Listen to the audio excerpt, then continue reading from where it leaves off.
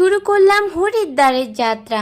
তো hello everyone, আজ সন্ধ্যেবেলা আমরা বেরিয়ে পড়েছি মাসির বাড়ি থেকে হরিদ্বার ঋষিকেশ যাওয়ার জন্য। বাট বেরিয়ে তো পড়লাম আনপ্ল্যানিং ভাবে। কোথায় কোথায় যাব, কবে বাড়ি ফিরবো তার কোনো কিছুরই ঠিক নেই। প্রথমেই মেট্রোর টিকিট কেটে আমরা চলে এলাম দিল্লি স্টেশনে, আর লোকাল ট্রেনের টিকিট কেটে উঠেও পড়লাম ট্রেনে।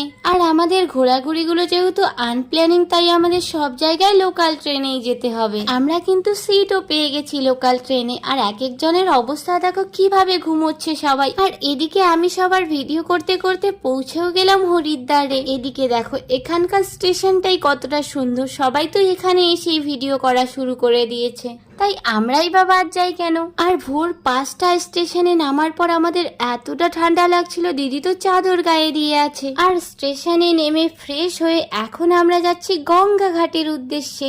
তোমাদের সঙ্গে দেখা হচ্ছে ওখানে গিয়ে।